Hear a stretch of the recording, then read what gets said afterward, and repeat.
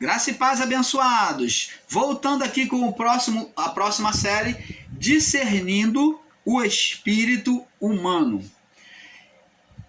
Então vamos estar aqui explicando, como falei no vídeo abaixo, na última fala, na última postagem, vamos estar aqui explicando porque existe irmãos aí, ensinadores em graça, que ensina que o espírito volta para Deus, que o nosso espírito é perfeito, ele volta para Deus, que de todos vão voltar para Deus. Ora, como eu falei no vídeo abaixo, eu tenho coragem, dou a minha cara a tapa, eles não passam de estar enxugando o gelo, ensinar que o espírito volta para Deus. Eles são tão literais que eles ensinam: não, irmão, o espírito do eleito volta para Deus. O espírito é perfeito, ele volta para Deus. Ah, claro, você está enxugando gelo, meu irmão. Você, minha irmã, que ensina isso, e você, meu irmão, que aceita esse ensino, vocês estão enxugando gelo, trocando 6 por meia dúzia. Vocês estão falando óbvio, porque espírito é essência divina. No espírito não tem condenação. O espírito só viveu o estado de condenação, entre aspas, que é separação de Deus. Essa condenação é separação de Deus. Não que no espírito houvesse pecado. Mas o espírito só viveu esse estado de condenação a partir do pecado de Adão. Ah, por quê? Por que que o espírito viveu até a cruz de Cristo, até a ressurreição de Cristo, um estado de condenação? Vamos explicar. Explicamos no vídeo abaixo, mas não tem nada não. O irmão Paulo explica de novo para você. Eu tenho paciência. Então, abençoado, vamos agora com entendimento entender o porquê que o espírito humano entrou em estado de condenação, entre aspas, de separação de Deus, porque espírito sempre foi perfeito. Jesus falou para os discípulos: vigiai e orai, porque o espírito, isso antes dele subir a cruz, o espírito, na verdade, está pronto, mas há uma deficiência, vou conjecturar aqui, mas há uma deficiência do espírito por causa da alma, por causa da carne, porque a carne, a alma tende para a carne, é fraca. Então a alma, ela age com fraqueza para a carne e então puxa vocês. O espírito, na verdade, está pronto, mas a carne, ou a alma que tem fraqueza, ela que tem que buscar ser fortalecida no espírito. Vamos entender. Adão, no seu estado de oposição a Deus, na cumplicidade de oposição homem e mulher, na qual esse desejo maligno surgiu por meio da mulher, como o próprio Paulo descreveu aqui. Não estou sendo machista, tá?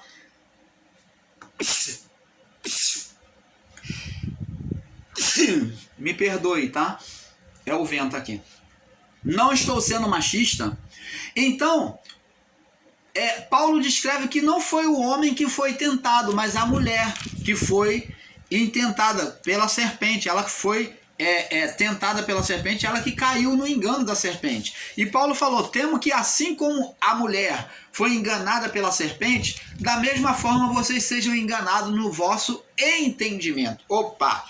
Mostrando que pelo pensamento, surgiu no pensamento e desceu para as emoções da mulher. Opa!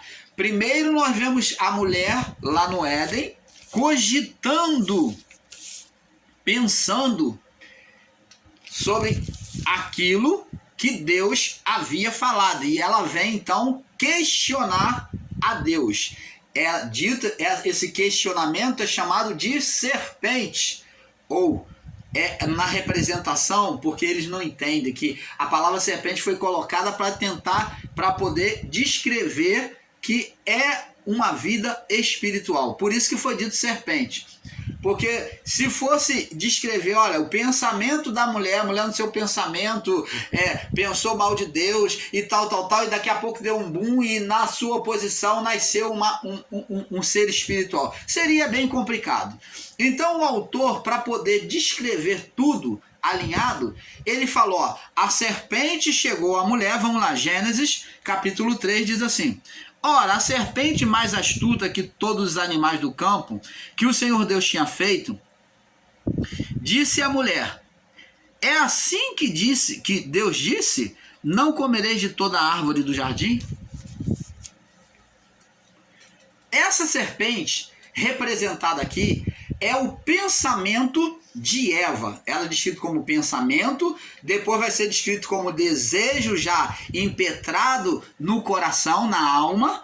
Ela começa no pensamento, ó, nasceu aqui na cachola, né? No cerebelo. Então, agora, depois ela vem manifestar dentro dos desejos, ela vem despertar os desejos. Vamos ler. Ora, a serpente mais astuta que todos os animais do campo, que o Senhor Deus tinha feito, disse à mulher, é assim que Deus disse, não comereis de toda a árvore do jardim? E disse a mulher à serpente, do fruto da árvore do jardim comeremos, mas do fruto da árvore que está no meio do jardim, disse Deus, não comereis dele, e nem tocareis nele para que não morrais. Entenda bem. Vemos aqui, como já expliquei nos vídeos meus abaixo do canal, o homem possui duas serpentes, não é uma serpente. Os próprios gregos entenderam isso e fizeram lá a serpente de Hermes, pelo bastão de Hermes, uma serpente de frente para outra, num bastão alado. As asas representam figuras espirituais, celestiais. Então está dizendo que nos céus, no início da criação, existe as duas naturezas no homem, a física, dos desejos físicos para a carne e dos desejos espirituais. Então uma está de frente para a outra no bastão, alado. Então esse alado representa os céus, Deus, né? Mostrando que diante de Deus houve isso, eles estão descrevendo isso, os gregos entenderam, fazendo o bastão de Hermes. Então aqui está as duas serpentes, o desejo, o pensamento da mulher, aonde a mulher, ela recebeu a ordem de Deus, ela ouviu junto ao seu marido que não poderia comer. Então ela vem querer, na sua curiosidade primeiro, haver um meio, uma desculpa para poder tocar no fruto e comer. Então ela vem nos seus pensamentos falando com ela mesma, com a sua natureza interior. Então ela cogita no seu pensamento e disse, ó, e disse, é assim que disse Deus, a serpente, pensamento da mulher, não comereis de toda a árvore do jardim. Então ela queria um motivo para poder tocar e comer. Então ela questiona a si mesma. E disse a mulher à serpente, do fruto da árvore do jardim, ó, essa é uma outra serpente que é a natureza da mulher. E até aqui, essa natureza, ela é espiritual, não há corrupção. Até aqui não há corrupção. Vê que a natureza da mulher, que é espiritual, inicial, ela é espiritual, ela fala a verdade do que Deus falou, ela testemunha a verdade. Disse a mulher à serpente, verso 2, do fruto das árvores comeremos, mas do fruto da árvore que está no meio do jardim, disse Deus, não comereis dele, nem tocareis nele para que não morrais. Então serpente lutando contra a serpente, voz de Deus e voz da carne, dos desejos. Ó, pensamento, ela olhando o fruto, desejando, voz de Deus fala não coma, Deus falou para não comer, e a voz da carne dizendo, ó, come. Aí a serpente vem dizer para ela, ó o que a serpente vem dizer no verso 4. Então a serpente disse à mulher, o desejo foi mais forte, certamente não morrereis. Porque Deus sabe, ó, Deus sabe que no dia que deles comerdes vos abrirão os olhos e sereis semelhante, e sereis como, abrirão os vossos olhos, e sereis como Deus, sabendo o bem e o mal. A serpente disse uma verdade? Disse. Então a mulher, na sua natureza dos desejos da carne, ela buscou o meio e falou, Deus sabe. Falou com ela mesma, Deus sabe que se realmente nós comemos, nós vamos ser igual a Ele. Ele não quer que nós sejamos igual a Ele. Ele está sendo egoísta. Eu estou conjecturando aqui agora, mas ele está sendo egoísta, que ele sabe que se nós comermos, nós vamos ser igual a Ele.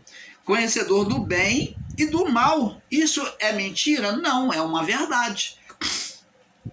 Agora observa que aquele pensamento e aquele questionamento da serpente espiritual, que é a voz de Deus, e a serpente carnal, que é a voz da carne, então agora, vamos ver agora uma ação sobre isso, vai descer para o coração. Nasce aqui, questionamento do lado de cá, voz de Deus, questionamento do lado de lá, voz da carne. Agora vai descer para o coração. Agora vemos aqui, os desejos da carne manifesta, viu a mulher que a árvore era boa para se comer, ela está tentando, depois de ter ouvido a voz da serpente, da carne, então ela agora vai analisar, ela vai admirar. Viu a mulher que a árvore era boa para se comer, o fruto era bonito, né? Agradável aos olhos, e ela sabia que Deus não queria que ela comesse. Árvore agradável para dar entendimento. Ela achou que Deus não queria que ela conhecesse coisas ocultas. Tomou do seu fruto. Aí agora era só pensamento, transformou-se num desejo, e agora ela vem o quê? Consumar. Aí cumpre-se a palavra de Tiago. Tiago diz aqui, vamos ler, que maravilha, né? Que maravilha a palavra de Deus com entendimento. Aí Tiago diz aqui, ninguém sendo tentado diga, de Deus sou tentado, porque Deus não pode ser tentado pelo mal, ninguém tenta. Agora vamos ver aqui o que aconteceu com Eva. Mas cada um é tentado quando é atraído. Por quê? Ela foi atraída por quem? Pelo seu próprio pensamento. E engodado pela própria concupiscência ou desejo. Ela foi envolvida pelo próprio desejo. Depois de havendo a concupiscência concebido, depois de descido ao coração, haver concebido, ela já está certa de que queria fazer aquilo, dá luz ao pecado, ela pratica o pecado, toca e come. Dá luz ao pecado, toca e come. E o que vai acontecer se ela comeu do fruto? E o pecado consumado, então se ela praticou, tocou e comeu, gera a morte espiritual. Abençoado. Então aqui ela viu a mulher que a árvore era boa para se comer, agradável aos olhos, desejável para dar entendimento. O que ela fez? Praticou aquele mau pensamento contra Deus, desobedeceu, tomou do fruto, tocou e comeu, e deu também ao seu marido, e ele foi cúmplice dela, se sujeitou a ela, comeu com ela. Aí vem as consequências, o pecado gera a morte, olha só, aí vem as consequências, vai vir primeiro as consequências do fruto. O que o fruto faria? Vamos ver se ele vai abrir o entendimento mesmo. Então foram abertos os olhos de ambos. Abriu os olhos de ambos. Houve o quê? Uma consciência, entendimento, conhecimento do que é bem, do que é mal. E conheceram que estava nus, e cozeram folhas de figueira e fizeram para si aventais. Até aí, tudo bem, consequência do fruto. Deus falou que iria acontecer isso. Árvore do conhecimento. Então, agora eles têm conhecimento. Então, a inocência acabou. Ouvir a voz do Senhor Deus passeava no jardim pela viração do dia, e esconderam-se Adão e a sua mulher da presença do Senhor entre as árvores do jardim. Agora, com a consciência e o conhecimento do bem e do mal, agora vem o estado de condenação. Eles geraram um ser espiritual. Vem um estado de condenação. E chamou o Senhor Deus Adão e disse: onde estás? Então, ele agora se esconderam de Deus e Deus disse, e ele disse: ouvi a tua voz soar no jardim, temi. Agora tem medo de Deus. Ele vê Deus como um Deus mau, sentenciador. Porque estava nu e escondi-me. E disse Deus: quem te mostrou que estava nu?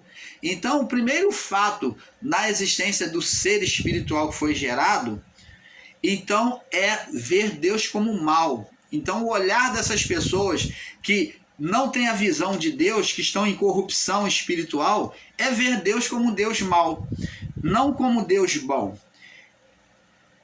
Aí ele perguntou: quem te mostrou que estava nu? Ora, ele falou: só tem vocês dois aí, quem foi que mostrou que você estava nu?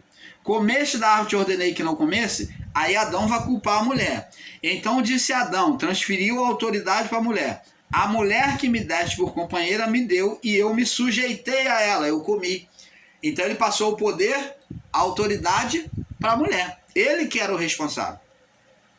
Então disse o Senhor à mulher: por que fizeste isto? Disse a mulher então, Adão passou essa autoridade para a mulher, a culpa para a mulher, a autoridade, e a mulher vai passar para a serpente. Ela diz: a serpente me enganou e eu comi. Aí nós vemos lá no livro de Lucas, capítulo 4, no verso 5 ao 8, que eu estou sempre mostrando aqui, quem foi que entregou o poder para Satanás, para o diabo. Então foi Adão junto com a sua mulher, entregaram o poder. Adão, quando entregou o poder à sua mulher, a mulher entregou a serpente ao ser Satanás. E nós vamos ver aqui no verso 14 e 15 que o primeiro ser a receber maldição, Deus amaldiçoa mesmo.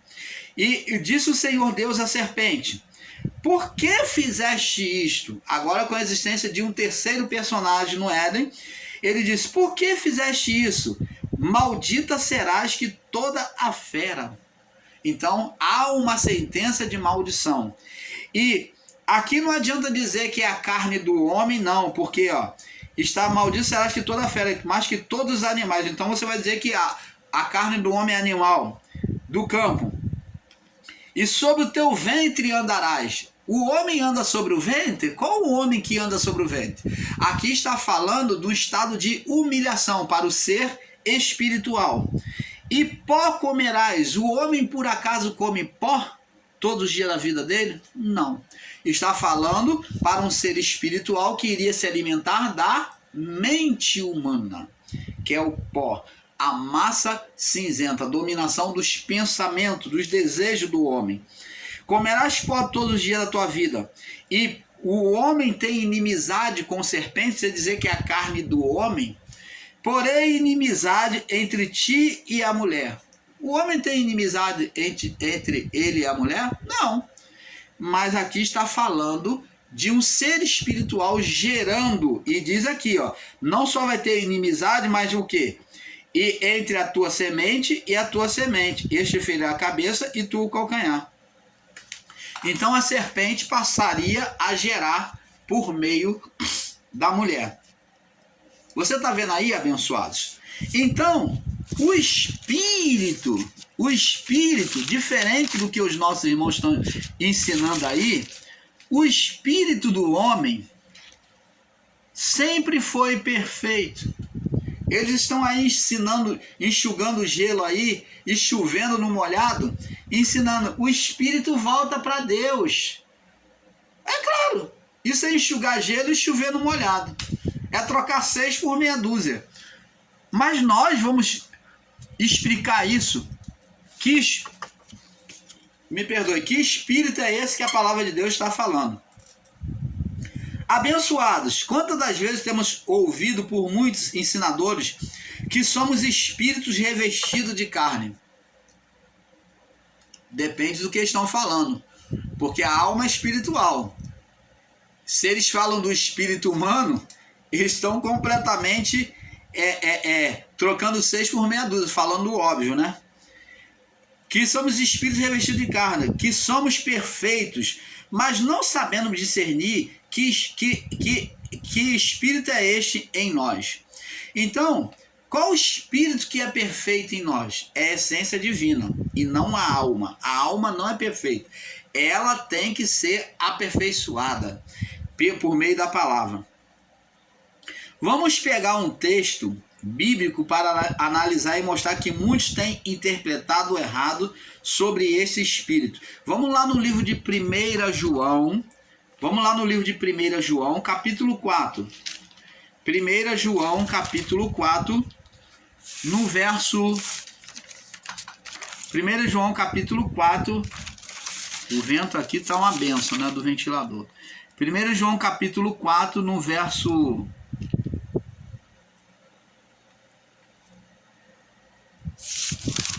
Deixa eu ver aqui. 1 João, capítulo 4, do verso 1 a 8.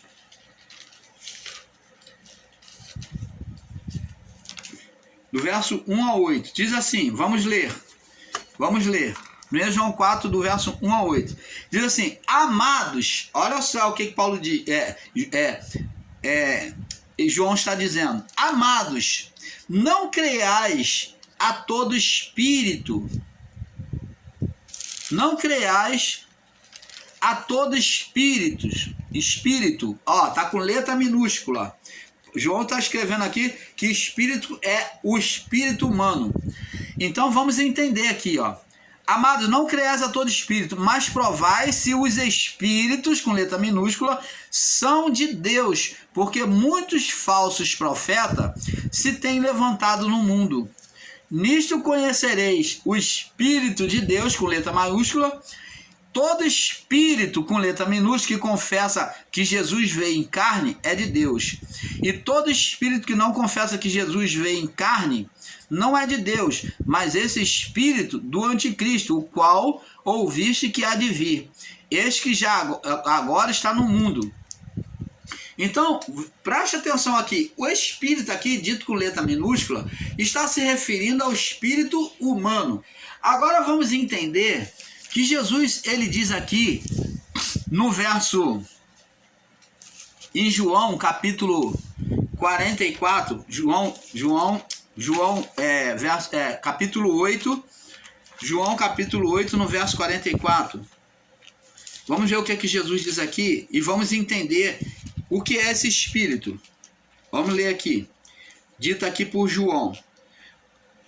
Vamos entender. João 8, 44. Diz assim.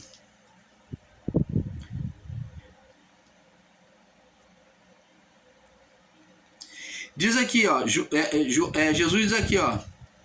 No verso, vamos ler no verso 43. Diz assim: por que não entendeis a minha linguagem ou a minha palavra? Por que não podeis ouvir a minha palavra? Por que não entendeis a minha linguagem? Porque não podes, não poder, porque vocês não entendem a minha linguagem?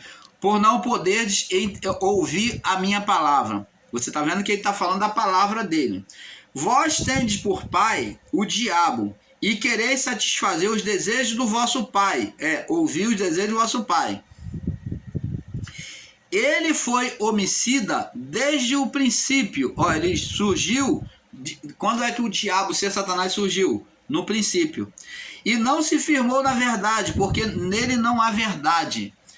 Porque ele profere mentira, fala do que lhe é próprio e é mentiroso e pai da mentira. Então, essa palavra bate com a de João aqui, 1 João, capítulo 4, no verso, até o verso, né, no verso 3. Então, abençoados, esse daqui está falando da palavra como de espírito, está falando de espírito como a palavra saída da boca desses homens, que é chamado de espírito. Jesus falou: as minhas palavras são espírito e verdade. Agora vamos em 1 João, no capítulo 3, no verso 10. 1 João, no capítulo 3, no verso 10. Diz aqui, olha o que diz aqui. João 3,10, diz aqui: nisso são manifestos os filhos de Deus e os filhos do diabo. Qualquer que não pratica a justiça e não ama seu irmão não é de Deus, né?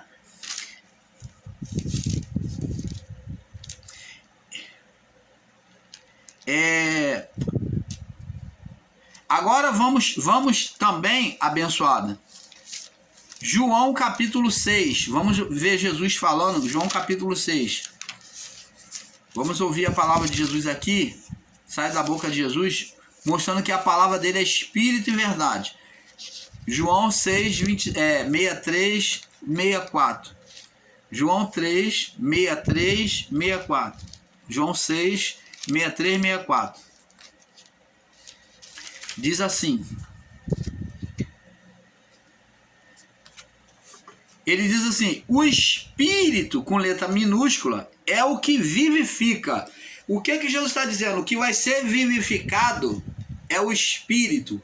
Esse espírito aqui é demonstrado como a palavra saída, a palavra de Deus anunciada por Jesus ou por quem quer que seja. Então é chamado de espírito. Ele diz: o espírito é que vivifica. A palavra dita de Deus é que vivifica. A carne para nada se aproveita, a carne vai ficar na sepultura. As palavras que vos digo são espírito e vida.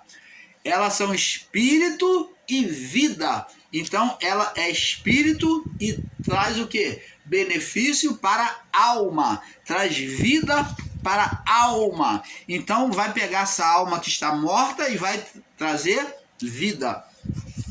Então Jesus anuncia que a palavra saída da boca dele é espírito e vida. Então a palavra anunciada, ela vem o quê? Trazer vida a nós por meio do espírito humano que recebe essa palavra. Vamos pegar um texto para analisar e mostrar que muitos têm interpretado errado sobre esse espírito ensinado aí. 1 João 4, do verso 1 ao 6, João 6, 63, 64, né? Verso 63, 64. Como vemos aqui, o espírito dito são palavras ditas, ensinadas por vidas humanas. Logo, o espírito era o estado de influência delas, ou por Deus ou por Satanás, né? Lá em 1 João 4, nós vimos que Satanás estava influenciando pessoas, né? São palavras ditas ou ensinadas por vidas humanas. Logo, o espírito era um estado de influência delas, ou por Deus ou por Satanás, que é chamado de falso profeta. Vamos ver lá no livro de 2 Tessalonicenses, falando aqui, eu creio que está falando sobre o falso profeta, que é a palavra saída da boca dos carnais, que não fazem revelação de Deus, né? Não trazem a revelação de Deus. 1 Tessalonicenses, ou 2 Tessalonicenses, no capítulo 2, 2 Tessalônica, capítulo 2, no verso 11. Diz assim: por isso Deus lhes enviará a operação ou o espírito do erro, para que creiais na mentira, para que creiam a mentira. Então, você está vendo aqui que o espírito do erro, que é o espírito do engano, Deus iria permitir, quer dizer, Deus enviara a permitir que esse espírito do erro pregasse aos que estão sendo carnais. Neste caso, Deus permite que Satanás, por meio destes homens, pregue o engano, fazendo até sinais, né? Fazendo até sinais. Nós vemos em Primeira Reis, né? Primeira Reis, no capítulo... Primeira Reis, capítulo 22. Vamos lá, Primeira Reis, capítulo 22.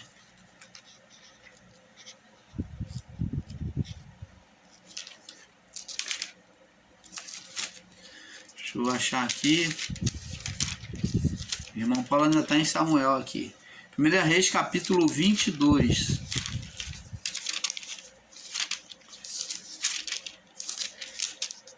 Capítulo 22. No verso 23. 1 Reis 22, 23.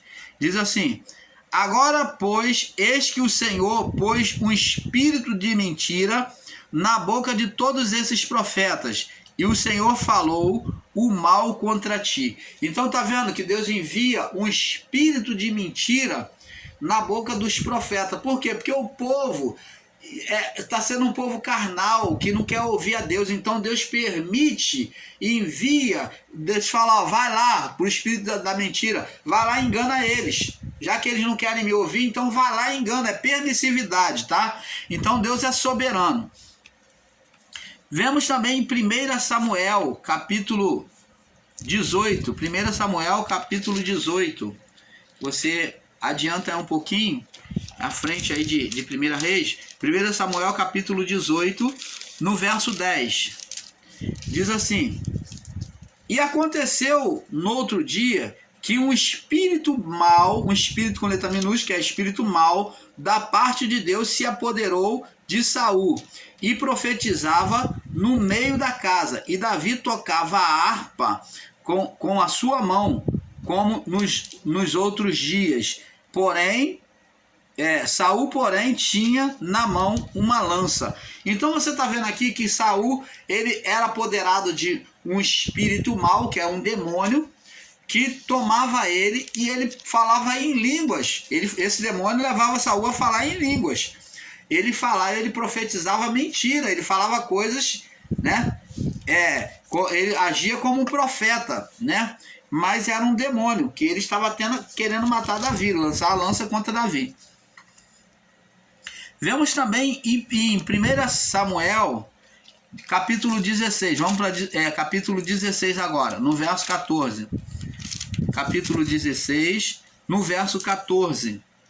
Diz assim: E o Espírito do Senhor se retirou de Saul, o Espírito com letra maiúscula, e atormentava-o um espírito com letra minúscula mau da parte do Senhor. Então Deus permitiu que um espírito mau se apoderasse de Saul. Tá aqui outra prova, né? Agora vamos em 1 Timóteo, que fala sobre a voz dos demônios, que Paulo fala. 1 Timóteo, Paulo falando, no capítulo 4, no verso do 1 ao 3. Diz aqui, 1 Timóteo 4, do 1 ao 3, diz assim: Mas o Espírito, com letra maiúscula, que é o Espírito de Deus, expressamente diz que nos últimos tempos apostatarão alguns da fé, dando ouvido a espírito, com letra minúscula, enganadores, doutrinas de demônios, pela hipocrisia de homens que falam mentira, tendo a mente cauterizada na sua própria consciência. Aí eles vêm fazer proibição de casamento e ordenança e abstinência de alimentos que Deus criou para os fiéis, para os que conhecem a verdade, a fim de usarem deles como ação de graça. Então você está vendo aqui que o espírito do engano estaria falando pela boca desses homens. Aqui são